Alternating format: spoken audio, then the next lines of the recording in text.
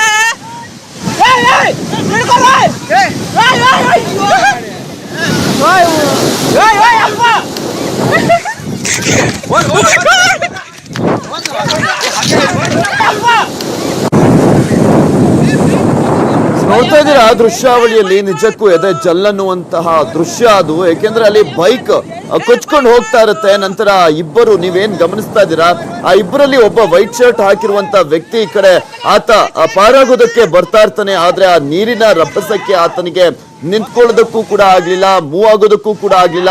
ಆ ರಭಸದಲ್ಲಿ ಅದೇ ರೀತಿಯಾಗಿ ಆತನು ಕೂಡ ನೀರಿನಲ್ಲಿ ಕೊಚ್ಕೊಂಡು ಹೋಗ್ತಾ ಇದ್ದಾನೆ. ಯಾವ ರೀತಿಯಾಗಿ ಪ್ರವಾಹ ಉಂಟಾಗಿದೆ ನೀವೇ ನೋಡಿ. ಅದು ಗದಗದಲ್ಲಿ ಪ್ರವಾಹ ಉಂಟಾಗಿರುವಂತಹ ಸಂದರ್ಭದಲ್ಲಿ ತನ್ನ ಪ್ರಾಣವನ್ನ ರಕ್ಷಣೆ ಮಾಡ್ಕೊಳ್ಳೋದಕ್ಕೆ ಆಗ್ಲಿಲ್ಲ. ಆ ಬೈಕ್ ಹೋಗ್ತಾ ಇತ್ತು, ಬೈಕ್ ಅನ್ನ ಇಟ್ಕೊಂಡಿದ್ದ, ಆದ್ರೆ ರಭಸವಾಗಿ ಬೀಸ್ತಾ ಇತ್ತು, ರಭಸವಾಗಿ ನೀರು ಹರಿತಾ ಇತ್ತು.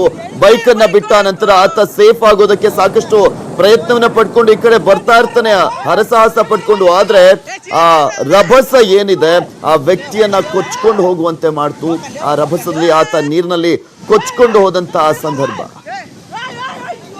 ನವಿಲು ತೀರ್ಥ ಡ್ಯಾಂನಿಂದ ಅಪಾರ ಪ್ರಮಾಣದ ನೀರನ್ನ ಬಿಡುಗಡೆ ಮಾಡಲಾಯಿತು. ಬಿಡುಗಡೆ ಮಾಡಿರುವಂತಹ ಹಿನ್ನೆಲೆಯಲ್ಲಿ ಗದಗ ಜಿಲ್ಲೆಯ ನರಗುಂದ ತಾಲೂಕಿನ ಕೊಂಡೂರು ಗ್ರಾಮ ಸಂಪೂರ್ಣವಾಗಿ ಜಲಾವೃತವಾಗಿದೆ. ಈ ಬಗ್ಗೆ ನಮ್ಮ ಗದಗ ಪ್ರತಿನಿಧಿ ಸಂತೋಷ್ ಕೊಣ್ಣೂರ ನಡೆಸಿರುವಂತಹ ಪ್ರತ್ಯಕ್ಷ ವರದಿ ಇಲ್ಲಿದೆ, ನೋಡ್ಕೊಂಬೋಣ.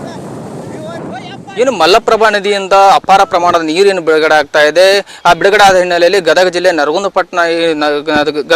ನರಗುಂದ ತಾಲೂಕಿನ ಕೊಣ್ಣೂರು ಪಟ್ಟಣ ಸಂಪೂರ್ಣವಾಗಿ ಜಲಾವೃತ ಆಗಿದೆ ಅಂತ ಹೇಳೋದು. ಜಲಾವೃತ ಆದಲ್ಲಿ ಇಲ್ಲಿ ಸುಮಾರು 100ಕ್ಕೂ ಹೆಚ್ಚು ಜನರು ಇಲ್ಲಿ ಸಿಕ್ಕಾಕೊಂಡಿದ್ದಾರೆ. ಈಗ ಒಂದು ಬಿಲ್ಡಿಂಗ್ ನಲ್ಲಿ ನೋಡ್ತಾ ಇರಬಹುದು, ಒಂದು 22 ಜನರು ಕೂಡ ಅಲ್ಲಿ ಬಿಲ್ಡಿಂಗ್ ಮೇಲೆ ಇದ್ದಾರೆ. ಅವರನ್ನ ನಮ್ಮನ್ನ ರಕ್ಷಣೆ ಮಾಡಿ ಅಂತೇಳಿ ಕಳೆದ 20 ಗಂಟೆಗಳಿಂದನೂ ಅಲ್ಲಿ ಪ್ರವಾಹದಲ್ಲಿ ಸಿಲುಕಿದ್ದಾರೆ. ಅವರು ಕೂಡ ಸಂಬಂಧಿಕರಿಗೆ ಈಗಾಗಲೇ ಫೋನ್ ಕೂಡ ಟ್ರೈ ಮಾಡ್ತಾರೆ, ಇಲ್ಲಿ ನೆಟ್ವರ್ಕ್ ಸಿಗ್ತಾ ಇಲ್ಲ. ಹೀಗಾಗಿ ಅವರ ನೋವು ನಲಿವನ್ನ ಈಗ ಕೇಳಬೇಕಾದಂತ ಜಿಲ್ಲಾ ಆಡಳಿತ ಕೂಡ ಒಂದು ವಿಫಲವಾಗಿದೆ ಅಂತ ಹೇಳೋದು. ಇಲ್ಲಿ ಬಂದು NDRF ಟೀಮ್ ಆಗಿರಬಹುದು, ಹಾಗೂ ಇಲ್ಲಿ ಬಂದಂತ ಅಗ್ನಿಶಾಮಕ ದಳ ಎಲ್ಲ ಸಿಬ್ಬಂದಿಗಳು ಕೂಡ ಇಲ್ಲಿ ವಿಫಲವಾಗಿದ್ದಾರೆ. ಈ ಒಂದು ಜಲಪ್ರಳಯಕ್ಕೆ ಈ ಒಂದು ಕೊಣ್ಣೂರು ಗ್ರಾಮ ಕೂಡ ತುತ್ತಾಗಿದೆ ಈ ಪ್ರವಾಹಕ್ಕೆ. ಇಲ್ಲಿ ಗ್ರಾಮಸ್ಥರು ಕೂಡ ನಮ್ಮ ಜೊತೆಲಿ ಇದ್ದಾರೆ. ಏನ್ ಹೇಳ್ತಾರೆ ಈ ಗ್ರಾಮಸ್ಥರು ಕೂಡ? ಸರ್, ಇದು ಪ್ರಳಯ ಎಷ್ಟು ದಿನದಿಂದ ಪ್ರವಾಹ ಬಂದಿತ್ತು ಸರ್, ಏನಾಗಿತ್ತು? 2009ರಿಂದ ಇದು ಜಲಪ್ರಳಯ ಆಗಿತ್ತು. ಈಗ ಮತ್ತೆ 2019ರಿಂದ ಆಗಿದೆ. ಸರಿ, ಎಷ್ಟು ಜನರು ಸಿಲುಕಿದ್ದಾರೆ ಇಲ್ಲಿ? ಏನೇನಾಗಿದೆ? 100 ಜನ ಸಿಲುಕೊಂಡಾರ್ರಿ. ತಿನ್ನಕ್ಕೆ ಏನು ಇಲ್ಲ, ಜನ ಬಹಳ ಪರದಾಡ್ತಾ ಇದ್ದಾರೆ. ಜಿಲ್ಲಾಡಳಿತ ವಿಫಲವಾಗಿದೆ. ಏನಾಗಿದೆ ಸರ್ ಇಲ್ಲಿ? ಏನೇನು ಆಗಬೇಕಿತ್ತು? ಏನೇನು ಸಮಸ್ಯೆಗಳಾಗಿದ್ದಾವೆ ನಿಮಗೆ ಇಲ್ಲೆಲ್ಲ? ಅವ್ರು ಸಿಲ್ಕ್ ಹಾಕೊಂಡ್ರೆ ತಂದ್ರೆ ಸಾಕ್ರಿ. ಅವರು ಊಟಕ್ಕೆ ಇದು ಇಲ್ಲ ಏನಿಲ್ಲ, ಭಾಳ ಇದು ಮಾಡತ್ತಾರ. ಎಷ್ಟು ಜನರು ಇದ್ದಾರೆ ಸರ್ ನಿಮ್ಮ ಸಂಬಂಧಿಕರು? ಎಷ್ಟು ಜನ ಹೋಗಿದ್ದಾರೆ ಸರ್? ಎಷ್ಟು ಜನ ಅದಾರೆ? 120 ಜನ ಅದಾರ. ಅವ್ರೇನು ರಕ್ಷಣೆ ಆಗಿರೋ ಸರ್? ಇನ್ನ ರಕ್ಷಣೆ ಆಗಿಲ್ಲ, ಆಗ್ಬೇಕು ರೀ. ಅವ್ರಿಗೆ ಇನ್ನ ಏನು ಸರಿಯಾಗಿ ಫೋನ್ ಕಾಲ್ ಹೋಗ್ತಾ ಇಲ್ಲ, ಏನು ಹೋಗ್ತಾ ಇಲ್ಲ ಸರಿಯಾಗಿ. ಅದಕ್ಕೆ ಅವ್ರನ್ನ ರಕ್ಷಿಸ್ಬೇಕಂತ. ಏನು ಇದುವರೆಗೆ ಏನು ಇದು ಎಲ್ಲ ಗ್ರಾಮಸ್ಥರ ಮಾತಾಗಿರ್ತಕ್ಕಂಥದ್ದು. ಈಗಾಗಲೇ ಏನು ಇಲ್ಲಿ NDRF ಟೀಮ್ ಆಗಿರ್ಬೋದು ಮತ್ತು SDRF ಟೀಮು ಕೂಡ ಆಗಿತ್ತು, ಬಂದು ಒಂದು ವಿಫಲ ಆಗಿದೆ. ಈ ಹಿನ್ನೆಲೆಯಲ್ಲಿ ಇನ್ನೊಬ್ರು ಗ್ರಾಮಸ್ಥರನ್ನ ಮಾತಾಡ್ಸೋಣ. ಈ ಒಂದು ಏನು ಸರ್, ಈಗ ಈ ಏನು ಪ್ರವಾಹ ಕೂಡ ಬಂದಿದೆ, ಪ್ರವಾಹ ಹಿನ್ನೆಲೆ ಏನೇನು ಸಮಸ್ಯೆಗಳಾಗಿದೆ ಸರ್ ನಿಮ್ಮ ಕೊಣ್ಣೂರು ಗ್ರಾಮಕ್ಕೆ? ನಮ್ಮ ಊರಿನ ಪ್ರವಾಹ ಈ ಒಂದು 50-60 ವರ್ಷದ ಇತಿಹಾಸದಲ್ಲಿ ಈ ಪ್ರಮಾಣವಾಗಿ ಈ ತರ ಪ್ರವಾಹ ಬಂದಿರಲಿಲ್ಲ. ಇಡೀ ಕೊಣ್ಣೂರು ಏಕದಮ್ ನೀರು ಬಿಟ್ಟಿದ್ದಾರೆ.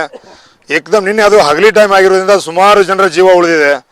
ಏಕದಮ್ 5 ನಿಮಿಷದಲ್ಲಿ ಮಿನಿಮಮ್ 5ರಿಂದ 10 ಫೂಟ್ ನೀರು ಬಂದಿದೆ ರೋಡ್ನಲ್ಲಿ.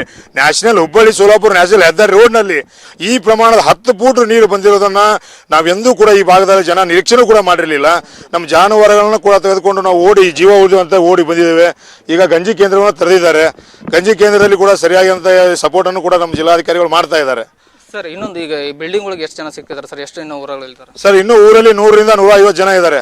ಸುಮಾರು ಜನ ನಮ್ಮ ಊರಿನ ಹಿರಿಯರಾಗಿರ್ತಕ್ಕಂಥ ಸಾಳಿಗೌಡ, ಶೇಖರಗೌಡ ಸಾಳಿಗೌಡರು ಮತ್ತು ಈರಣ್ಣ, ನಮ್ಮ ಇವರು ಎಕ್ಸ್ ಆರ್ಮಿ, ಅವರು ಕೂಡ ಹೋಗಿದ್ದಾರೆ.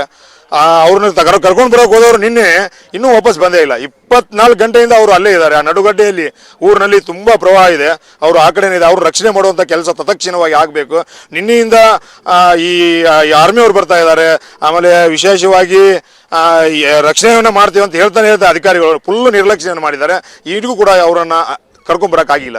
ಇದೆಲ್ಲವೂ ಕೂಡ ಗ್ರಾಮಸ್ಥರ ಮಾತಾಗಿರ್ತಕ್ಕಂಥದ್ದು. ಆದಷ್ಟು ಬೇಗ ಅವರನ್ನು ರಕ್ಷಣೆ ಮಾಡುವಂಥ ಕೆಲಸವನ್ನ ಜಿಲ್ಲಾಡಳಿತ ಮುಂದಾಗಬೇಕು. ಸಂತೋಷ್ ಕೊಣ್ಣೂರು, ನ್ಯೂಸ್ 18 ಕನ್ನಡ, ಗದಗ.